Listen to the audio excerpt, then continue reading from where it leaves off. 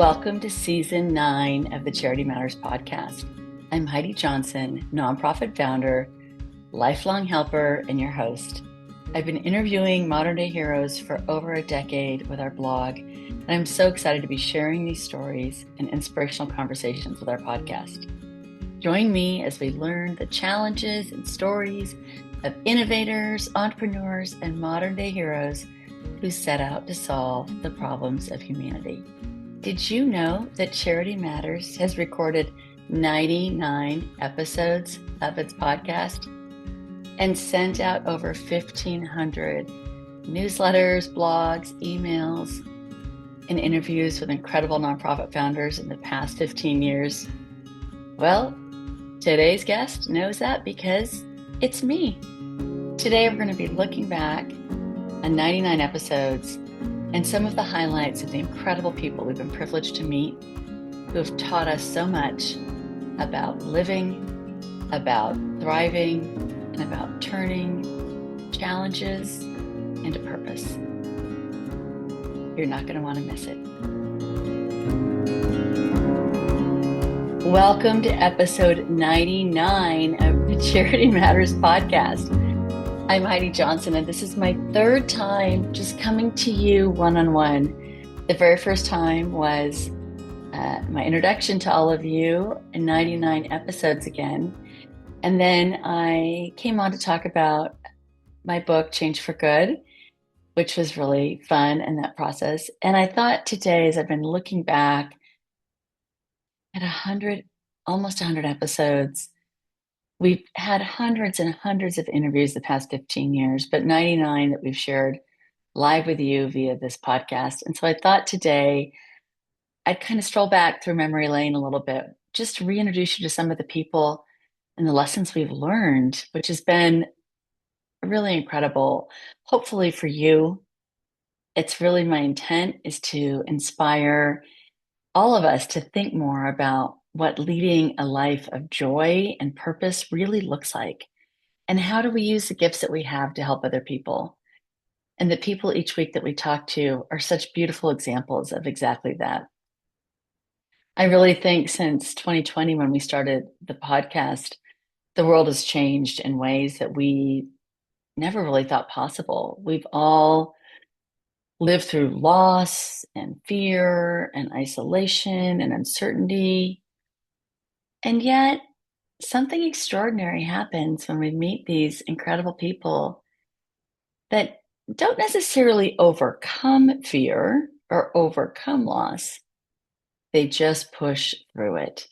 And they find a way to use that pain as fuel for good and to find their purpose.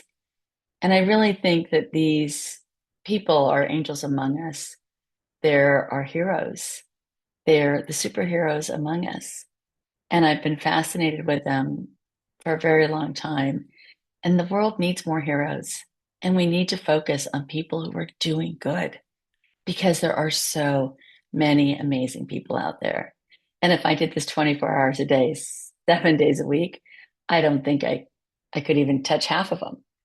So I'm really excited to be able to bring these handful of remarkable people to you each week to connect you with real human goodness, with everyday people that are going through their lives and something usually pretty not great happens.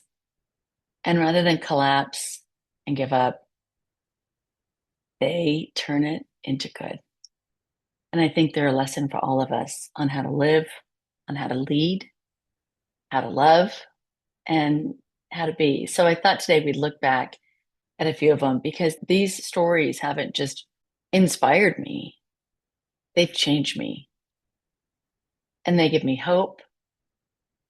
And sometimes when you think about you're having a bad day, when you know there's someone who's always having a day that's worse than you, I know that sounds kind of twisted, that it brings comfort, but yet it's true. And finding gratitude in that even your bad day is probably a lot better than someone's worst day. So I'm really glad you're here. And I'm really excited to kind of go back with you.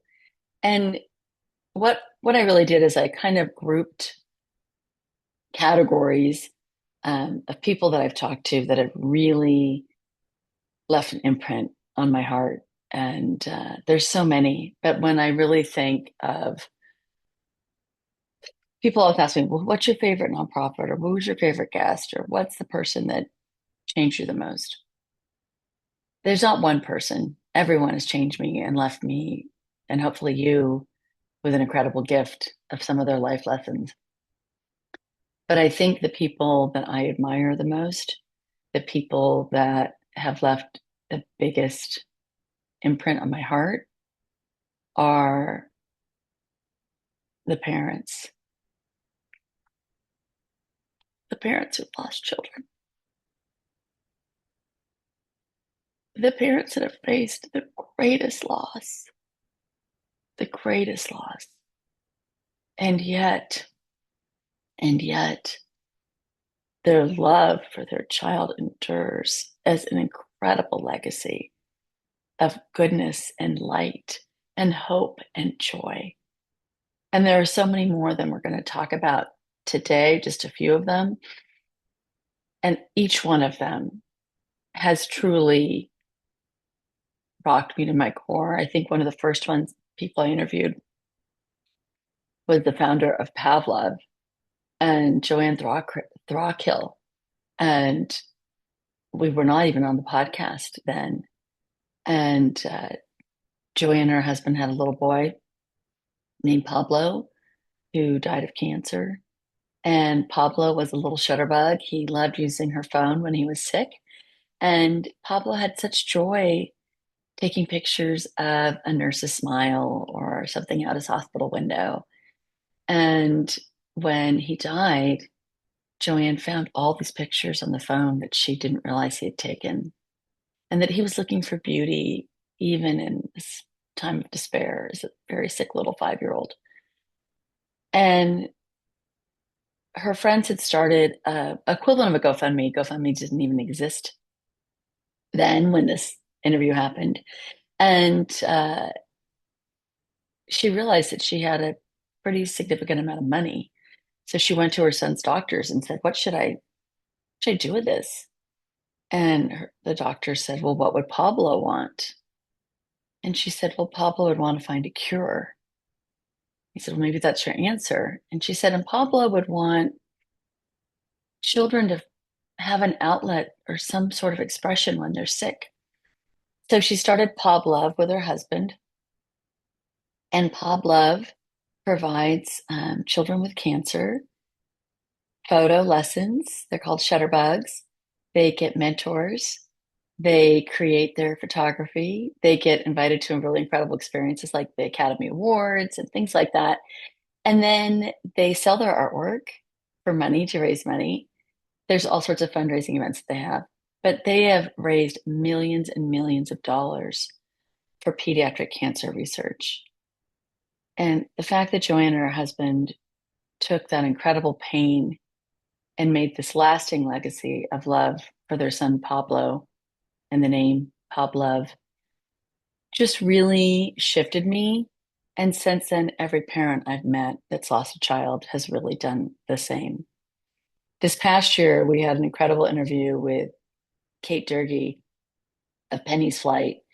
Kate's book is coming out in June. I'm really excited for her.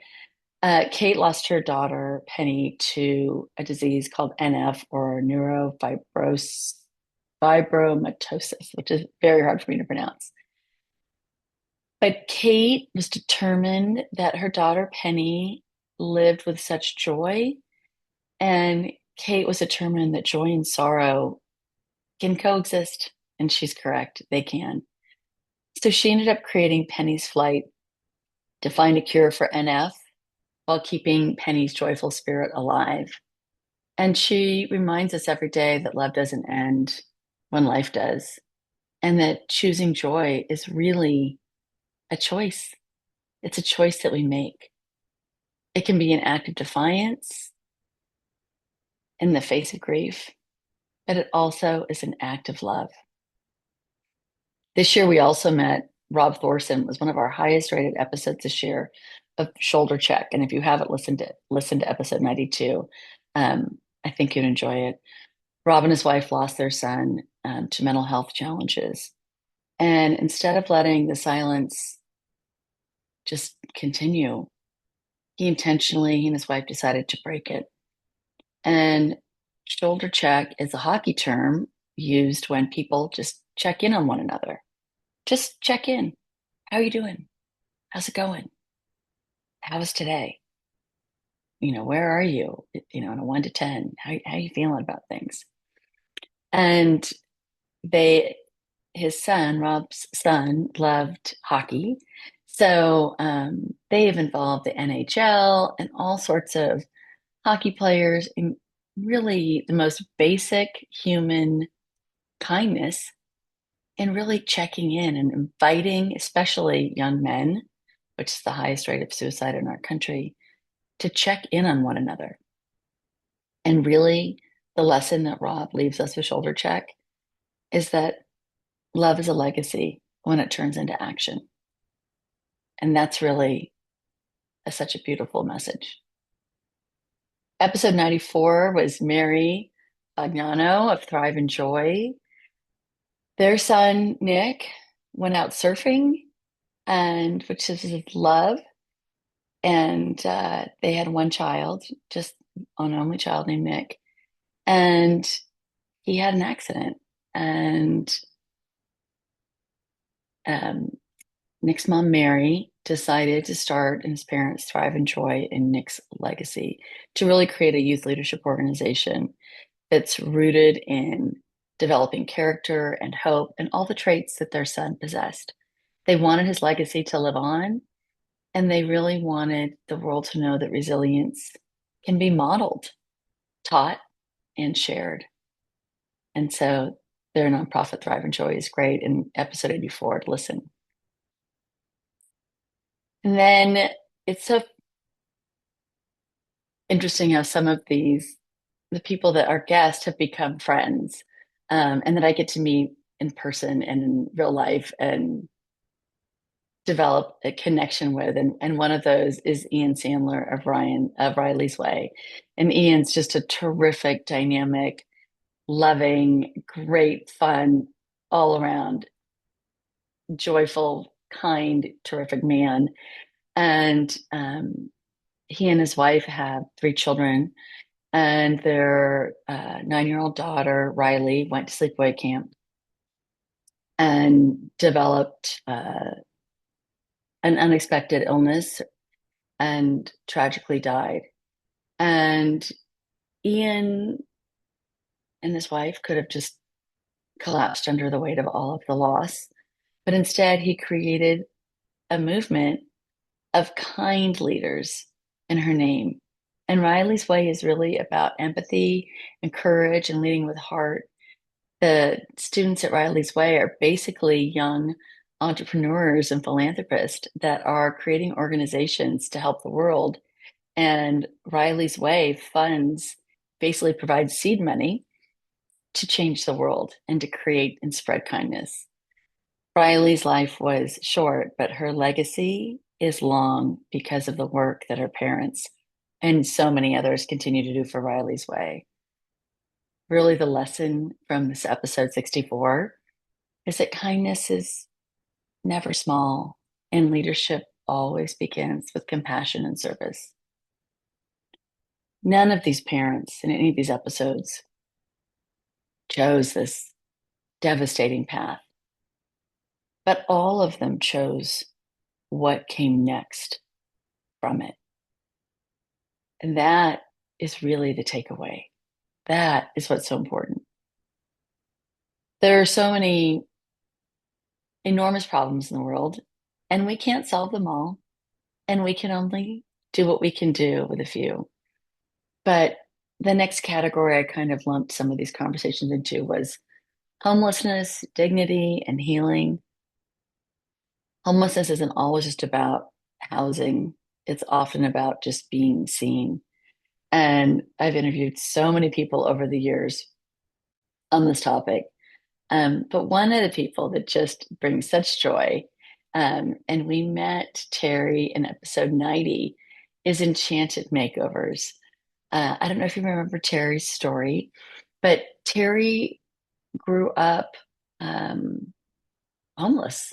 Basically, her father left, her mother had four children, and they had nowhere to go. And through divine intervention, they ended up in front of a rundown old house in the 70s in the station wagon. The mom who has left her father and ended up in they saw this abandoned house and it was attached to a church, and they knocked on the church door and asked if they could stay there. And ultimately, the pastor said, "Well, it's so abandoned, you don't want to live there. It's not safe." And Terry's mother said, yes, she would love to. And Terry's mother began scrubbing and sewing and doing every little thing, working for the church to take care of her children and to turn this ramshackle house into a home, which she did.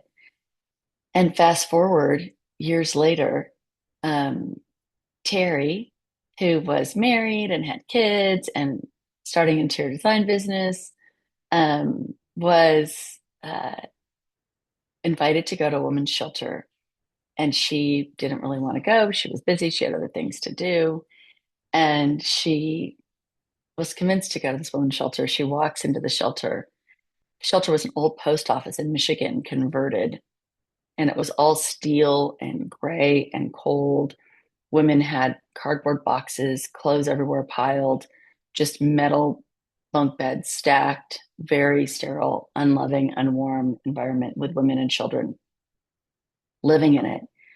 And Terry saw a polka dotted pillow on one of the mattresses, which is what she remembers holding when she left her home as a child with her mother and putting into that station wagon. And when she saw the polka dot pillow, she knew she was being called to do something. And she broke down crying, and all the women in the shelter were holding her up, saying, "It's okay, we're going to get you through this." And from that moment on, Terry began transforming. It's kind of like extreme home makeover for shelters with no money, her talent.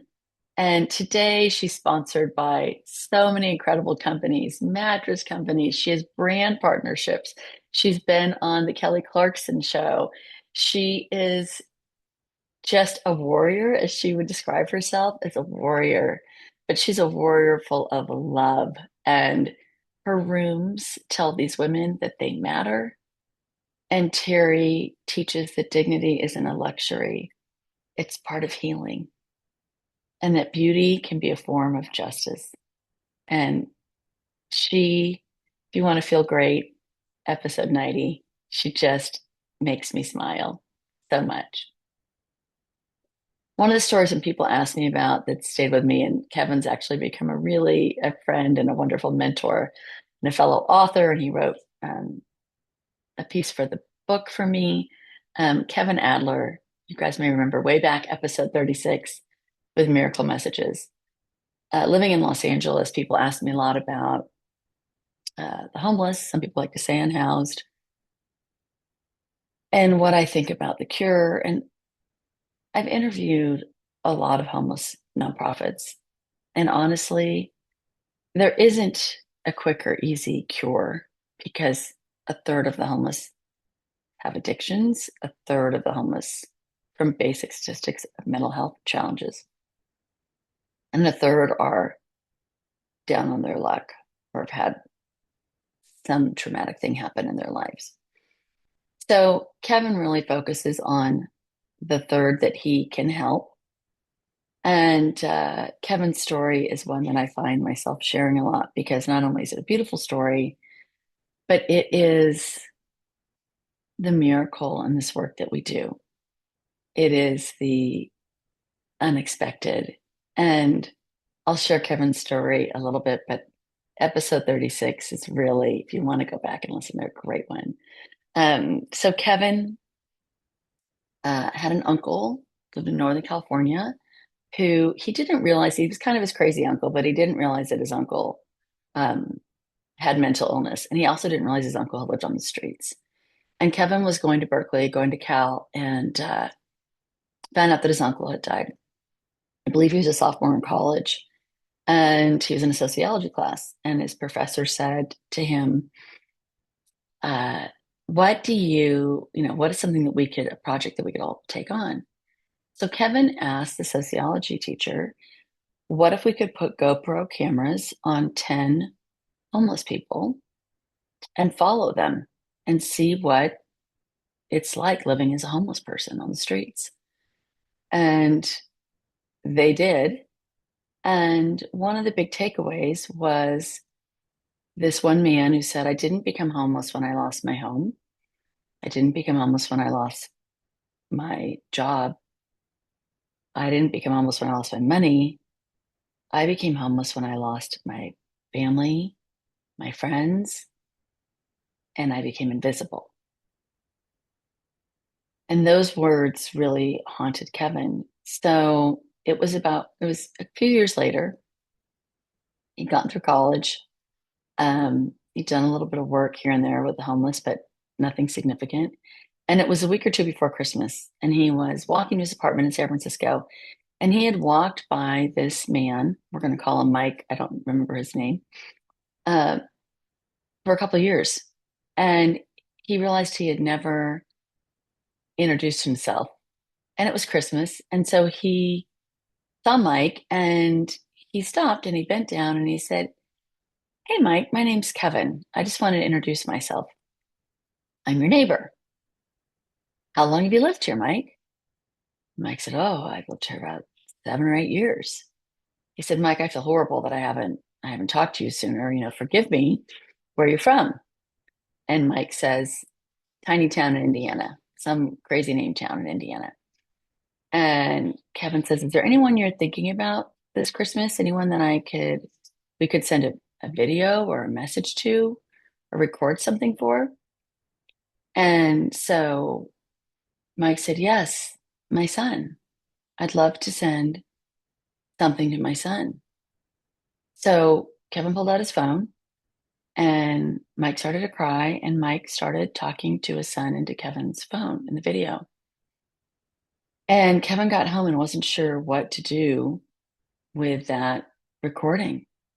So he went to Facebook and he went on to this tiny town, Indiana, and he found the Chamber of Commerce and he posted the video. Does anyone know Mike? And he found the high school and posted, Does anyone know Mike? And he went to the local news station. Does anyone know Mike? And before he knew it, people started saying, I went to prom with Mike. Mike used to be my next door neighbor. I know Mike. On and on and on, these messages started coming in until finally he was able to find Mike's sister.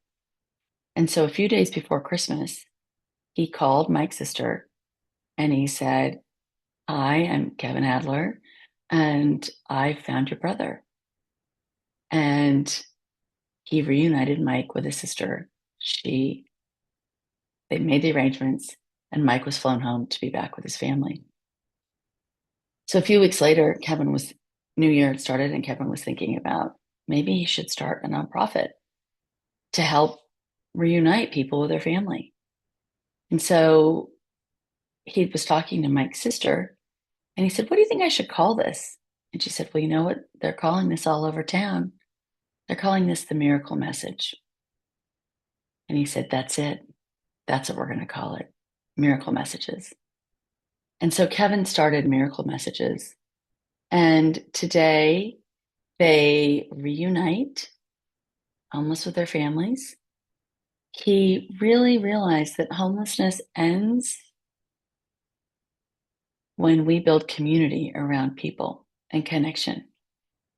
So for people who volunteer with Miracle Messages, and I encourage everyone to become a phone buddy, we can get assigned a person, and our job is to call them once a week and form a relationship. And what happens when we form a relationship with someone? And most people are based in San Francisco, Los Angeles, and I believe they have a chapter in Florida. You don't have to live in those areas.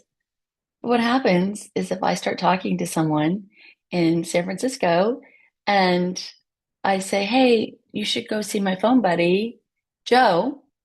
And my friend Amy lives in San Francisco and she says, "Oh, I'm going to bring Joe cookies."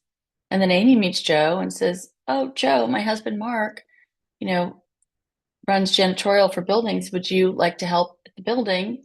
And then Mark says, "Joe, I've got, these new friends that can help you with this." And then everyone in the building says, "Joe, do you want to come, over this weekend and help me do a project?" Before you know it, Joe has community built around him just because of one person. And Miracle Messages is the only nonprofit that I've encountered that I think is really, truly finding a way to connect people and bring them out. And speaking of connecting people, community is really at the core of the nonprofit. Community is what we've done when we had ancient villages in early man. We sat around a fire in community. And that's really what we do as nonprofit founders. We create connection and community, and we build that around a problem or a person. It doesn't need to be huge. It can be someone as simple as helping someone like Mike, or it can be something bigger. And oftentimes it starts with one person and it becomes something bigger. So I think the truth for every episode of Charity Matters is that the people who start these organizations, they know about we're not meant to do this alone, and we need one another to solve these problems. In episode 71, Debbie Bile started the Posse Foundation for inner city kids who were getting these scholarships to college, but then they got there and they didn't have a posse. They didn't have a friend who understood where they came from. They didn't have someone who knew the isolation of being alone at college. And so they started sending groups together or getting someone from the class above to mentor and building these posses and sending people together. And now, tens of thousands of college graduates later, it's been an incredible success just based on the simple concept of community. I think episode 69, Rachel Doyle of Glamour Gals. Rachel was 16 when she lost her grandmother, who was in a nursing home. And she realized how lonely her grandmother was. And she thought, if we could just create community around these people that are living in assisted living. And so she and her high school girlfriend started doing nails at senior homes. Today, they have Rachel's in her 30s. They have chapters all over the country, hundreds of chapters. And they create connection and community between these girls because it isn't about the nails, it's about holding someone's hand and having conversation. And that's really the beauty of what Glamour Gals does. Small connections can create huge change. I think Maggie Kent, it was episode 46 and was also in the book. Maggie founded a place at the table, which is a really incredible concept. It's not her concept, but it's a pay what you can concept restaurant in North Carolina. And she wants everyone to be at the same table, housed or unhoused, labels. She just wants everyone to be no labels, just be able to eat together, be together. And she says, when we eat together, we humanize one another. And Maggie's created this beautiful space where an unhoused person can come up and their meal can be free, and someone who can afford can pay more than they would for dinner or pay what they think dinner at a restaurant would cost. And they hire and employ a lot of people that are transitioning out of homelessness. And she's just created this beautiful space and community and connection around everybody coming together to help. We've talked about families who've lost children. We've talked about the power of community. And I really think faith is a theme we hear a lot here at Charity Matters from the people that we interview. So many of these heroes did not set out to build a nonprofit, but they set out to live their faith, whatever that is. They believe in something bigger than themselves and they act on it. And one of those amazing people was episode 9. So you have to go way back to the archives. And Brian and I have become friends and have met and had lunch. And Brian Mavis founded America's Kids Belong. Brian's wife had a calling. She literally heard uh, God. She was working, volunteering in south of the border, I believe in Tijuana, and in a land full of trash and garbage, she heard God tell her to help the children. And she was 16 years old and she just didn't know what that meant. But she heard this very loud voice and she knew it scared her, but she knew somehow she was supposed to do something. She was 16. And flash forward years later, she married Brian and they had their family, and he was a pastor at a church. And they started realizing what was happening with the foster system and children who weren't getting adopted. And tens of thousands, I believe we currently have over 400,000 children in our foster care system in the United States right now. And so Brian and his wife not only have fostered so many children, but they started America's Kids Belong, and they started having these kids record videos to say, my name is Katie and I'm 12. And when I grow up, I want to be a dancer. And I really just want a family and I want a forever home. And these kids are telling their stories and they are finding them forever homes. And it's the most beautiful, beautiful work. He and his wife are incredible. And I really recommend listening to America's Kids Belong. I think Brian is a true example of faith in action. And faith is powerful when it moves us beyond ourselves. And then my friend Hal Hargrave, you guys may remember from episode 24 from Be Perfect. Hal was, I've also met Hal in person a number of times and he's become a friend. Hal was the summer before he's going to college on a baseball scholarship, driving a truck for his father's business, and was in a horrific car accident. And Hal became paraplegic. And his attitude is unlike really any human I've ever met. He is the most positive, amazing, incredible man. His faith really helped him transform, painted a purpose, and he started the Be Perfect Foundation. And the line came from a movie that he loved. I think it was a baseball movie. And Hal has a nonprofit that not only provides vans and wheelchair accessible for your homes, for all these things that people find themselves in the situation that Cal was in, but also a place of community where they can work out, they have a gym, they have a place to talk. And he is an incredible public speaker. He is dynamic. He is passionate about what he does. He married the love of his life and now has 2 children, and he is joy on wheels. And Hal is someone who has left a definite imprint on me in episode 24. And then I interviewed a really interesting guy named Kurt Candler, episode 58. And Kurt is a little bit of a gray area for Charity Matters because he does some international work, and I really try to focus on the United States. But he does do work in the United States as well. But he went to Africa and he saw people that were struggling. And he really decided that he wanted to create an organization, which is 410 Bridge, creating faith and action through building partnerships. And he really wanted to empower communities to lift themselves up. So they have chapters internationally and here in the United States. Kurt's lesson for us is that service creates possibility and not dependence.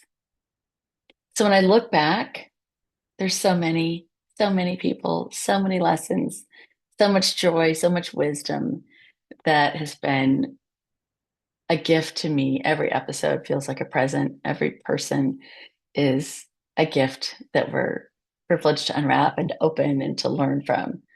But when I look back at all these heroes, one thing is clear: no one did this alone. None of them did this without love. And this episode 99, it's not just to look back, it's an invitation to believe, to love, to act, and to find joy. So thank you for letting me indulge today in this walk back down memory lane. Thank you for being a part of this movement. And thank you for knowing that charity does matter. I'm so grateful for you, and every time you choose kindness, compassion, and service, you become a part of the story too. Now on to episode 100. Thank you for listening to this week's episode of the Charity Matters podcast. I so enjoyed sharing and looking back on all the remarkable people we've been privileged to meet in the past 99 episodes. It was all so inspiring, and these modern day heroes continue to inspire us all. To learn more about them, visit us at charity-matters.com or on Instagram at charitymatters. If you enjoyed our conversation, we would love it if you shared this with your friends and family. And please don't forget to subscribe and leave us a review. But more than that, thank you for caring. Thank you for believing in goodness and for being a part of this movement. You are exactly what the world needs more of. Remember that together, we can make a difference. One small act of kindness at a time. Charity matters. See you next time for episode 100.